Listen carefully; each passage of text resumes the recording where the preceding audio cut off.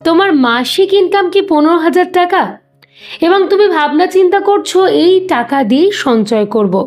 কিন্তু যা দ্রব্যমূল্য এই বাজারে, সংসার চালিয়ে নিজের জন্য বা নিজের পরিবারের জন্য সঞ্চয় করা সত্যি কথা বলতে কি বেশ কঠিন।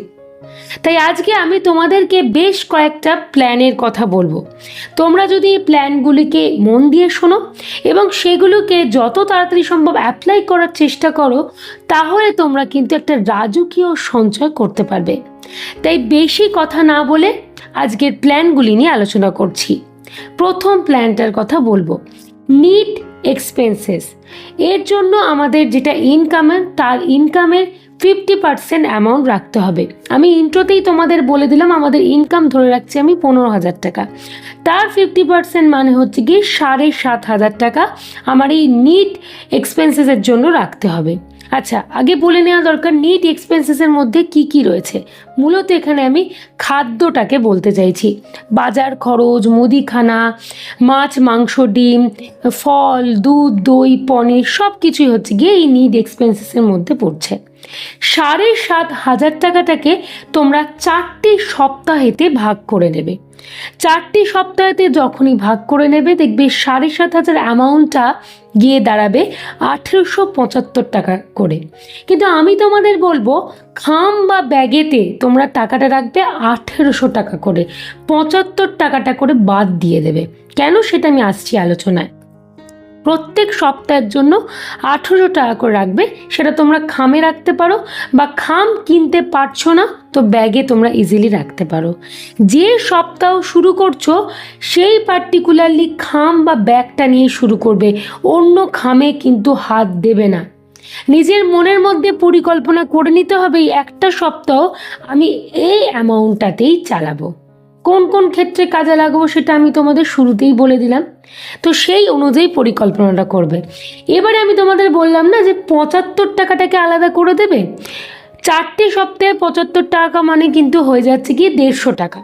এই 300 টাকা, 2টো সপ্তাহে 150, আবার পরের 2টো সপ্তাহে বাকি 150, মানে টোটাল হচ্ছে 300 টাকা। এই যে 300 টাকার অ্যামাউন্টটা হলো তোমরা একটা আলাদা জায়গায় রাখবে।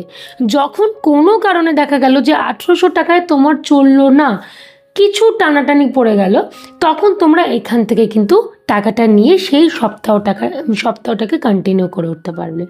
বোঝা গেল আশা করি। এই নিড এক্সপেন্সেসের মধ্যে কিন্তু গোটা বিষয়টা লুকিয়ে রয়েছে। আর দেখো আমি তোমাদের টাকার ভাগটা বলে দিলাম যাতে সহজে তোমাদের সব কিছু পরিকল্পনা মাফিক কাজ করা সম্ভব হয়ে ওঠে। এবারে দ্বিতীয় প্ল্যানটার কথা বলবো, ইউটিলিটি এক্সপেন্সেস। আমরা প্রত্যেকেই জানি প্রত্যেক মাসে আমাদের কিছু ইউটিলিটি এক্সপেন্সেস কিন্তু লুকিয়ে রয়েছে। এর জন্য আমি বরাদ্দ করতে বলছি তোমাদের 20% অ্যামাউন্ট, মানে গিয়ে দাঁড়াচ্ছে 3,000 টাকা। কি কি থাকবে এর মধ্যে? ইলেকট্রিক বিল আমাদের দিতেই হবে, গ্যাস দিতে হবে, গ্যাসের খরচা, এমনকি বাড়িতে কেউ পড়াশোনা করছে প্রত্যেক মাসের একটা স্কুলের মাইনে বলো কি টিউশন ফিস বলো, এগুলো আমাদের দিতে হবে। এবং এখানে একটা সাশ্রয়ের দিক লুকিয়ে রয়েছে। কি বলো তো, আমরা কিন্তু ইলেকট্রিক বিলটাকে বাঁচাতে পারি। মানে ওই একটা ঘরে থাকছি, অন্য ঘরে ফ্যান চলছে কি টিউবলাইট জ্বলছে, এগুলো করা যাবে না। যখন যে ঘরে রয়েছি তখন সে ঘরের সব কিছুকে ইউজ করব, আর যে ঘরে নেই সেই ঘরের জিনিসগুলো ইউজ করব না, মানে সুইচ অফ করে রাখবো। তাই ইলেকট্রিক বিলটাকে আমরা কিন্তু সাশ্রয় হিসেবে করে তুলতে পারি। আর একটা কথা বলি, প্রত্যেক মাসে কিন্তু আমাদের গ্যাস লাগছে না। তাহলে দেখো এই টাকাটা সুন্দরভাবে ব্যালেন্স থাকছে এবং যদি কেউ পড়াশোনা করে থাকে তার খরচার সাথে জিনিসটা অ্যাডজাস্টমেন্ট হয়ে যাচ্ছে। ক্লিয়ার করতে পারলাম? 3 নম্বর প্ল্যান, সেটা হচ্ছে হেলথ ফান্ড। আমি তোমাদের আমার বেশিরভাগ ভিডিওতে এই কথাটা বলে থাকি, হেলথ ফান্ড থাকাটা কতটা জরুরি। কারণ রোগ এমন একটা জিনিস, বাড়িতে যদি সেটা ঢুকে যায় তখন দেখবে তোমার কিছু টাকাই থাকছে না।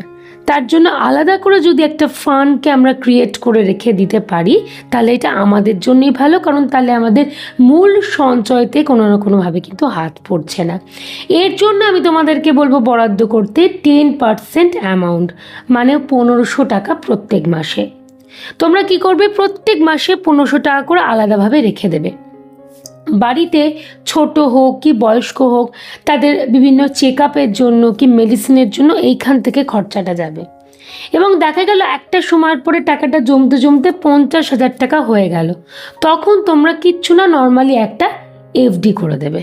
তাহলে টাকার পরিমাণটাতে কিছুটা হলেও সুদ যোগ হবে এবং সেটা আস্তে আস্তে বাড়তে পারবে। এটা তোমার পক্ষেই ভালো। দেখো, এই সামান্য ইনকামে কিন্তু আমি সব দিককে ঠেলিয়ে রাখার চেষ্টা করছি, মানে সব কিছুই যাতে আমরা লাইফে করে উঠতে পারি। আচ্ছা, এবারে পরের প্ল্যানটার কথা বলবো। আমি তোমাদেরকে হেলথ ফান্ড যেরকম বললাম, আর একটা জিনিসও কিন্তু ভীষণ পরিমাণে জরুরি। সেটা কি বলো তো? ইনভেস্টমেন্ট। সব কিছুই জীবনে রয়েছে, তার মধ্যে ইনভেস্টমেন্ট কি আমরা করব না? 100 বার করব। এর জন্য আবারও আমি সেই বরাদ্দ করছি 10% অ্যামাউন্ট, মানে প্রত্যেকটা মাসে তুমি 1500 টাকা করে ইনভেস্টমেন্ট হিসাবে কাজে লাগাবে।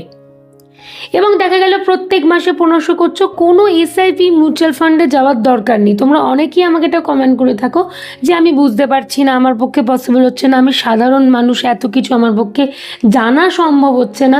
নর্মাল পোস্ট অফিসে তোমরা কিন্তু আরডি করে নিতে পারো। মোটামুটি 6.7 to 6.9%-এর মধ্যে ইন্টারেস্ট ঘোরাফেরা করে। ইজিলি তোমরা কিন্তু একটা আরডি করে নিতে পারো। এতে টাকাটার সাথে ইন্টারেস্টটাও যোগ হচ্ছে, তোমার কিছু হলেও টাকাটা বাড়তে শুরু করছে। দেখো, ইজিলি কিন্তু একটা ইনভেস্টমেন্ট হচ্ছে মাত্র 15,000 টাকা ইনকামের মধ্যে। পরবর্তী প্ল্যান, সেটা হলো ট্যুর প্ল্যান বা ট্যুর ফান্ড। তোমরা অনেক সময় মনে করতে পারো যে শুধুই কি জীবনে খরচাটা হচ্ছে, সেই খরচা অনুযায়ী টাকা সঞ্চয় করে যাব, ইনভেস্টমেন্ট করে যাব, কিভাবে সব কিছুকে ম্যানেজ করে চলবো, এই এত কিছু নিয়ে শুধু ভেবে যাব? জীবনে কি কোনো শখ আহ্লাদ থাকতে নেই? জীবনে কি ইচ্ছা করবে না কোথাও থেকে একটু ঘুরে আসি? একঘেয়েমিটা কাটানোর জন্য 100 বার আমাদের ইচ্ছা রয়েছে। এর জন্য 5% অ্যামাউন্ট আমি বরাদ্দ করছি প্রত্যেক মাসে, মানে হচ্ছে গিয়ে 750 টাকা। তোমরা ট্যুর ফান্ড হিসেবে প্রত্যেক মাসে 750 টাকা করে জমাতে পারো। খানিকটা জমে গেল, তারপরে একটা ট্যুর করলে। হ্যাঁ, প্রত্যেক মাসে হয়তো তোমার পক্ষে ট্যুর করা পসিবল হলো না, কিন্তু বছরে তো তুমি ট্যুর করতেই পারবে কিছু হলেও সঞ্চয় করে। তো সেইটাই আমাদের কাছে তো যথেষ্ট এই এত কম ইনকামেতে। এবং শেষ যে প্ল্যানটার কথা বলবো, সেটা ভীষণ একটা ইম্পর্টেন্ট জিনিস, সেটা হলো সেলফ এক্সপেন্সেস।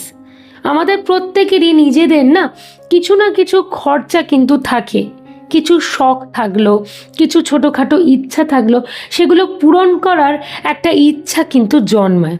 এর জন্য আমি তোমাদেরকে বরাদ্দ করছি 5% অ্যামাউন্ট, মানে সেই একই 750 টাকা। তোমরা ইজিলি এই 750 প্রত্যেক মাসে নিজের জন্য রাখতে পারো, 750 যে রুপিসটার কথা বললাম। এবং যদি দেখছো যে লাগছে না, তোমরা সেটা ব্যাংকেও অ্যাজ আ লিকুইড হিসাবেও কিন্তু রাখতে পারো। যখন মন চাইবে সেখান থেকে তোমরা তুলে তুলে খরচা করতে পারবে। দেখো, সাধারণ ইনকাম আমি তোমাদের বলেছি 15,000 টাকা মাত্র ইনকাম, এর মধ্যে কিন্তু তুমি সব কিছু করতে পারছো এবং এর মধ্যে টাকাটাও কিন্তু তুমি সঞ্চয় করতে পারছো। মনে রাখবে, ইনকাম যতই কম হোক না কেন, একটা প্রপার প্ল্যান আমাদের কিন্তু প্রত্যেকেরই থাকা উচিত। অনেক ক্ষেত্রে দেখা যায় অনেক ইনকাম কিন্তু প্রপার কোনো প্ল্যান নেই, তাহলে সেই ব্যক্তিও কিন্তু সঞ্চয় করে উঠতে পারে না। কিন্তু ইনকাম কম কিন্তু প্রপার একটা প্ল্যান রয়েছে, সেই ব্যক্তির ক্ষেত্রেও সঞ্চয় করা, ঘোরাফেরা, নিজের কথা ভাবা, সংসার সুন্দর করে চালানো সবটাই কিন্তু সম্ভব হয়ে যায়। তাই বলবো, আর দেরি করো না, এই প্ল্যানগুলো নিয়ে ভাবা শুরু করো এবং সেগুলোকে যতটা তাড়াতাড়ি সম্ভব ইমপ্লিমেন্ট করার চেষ্টা করো।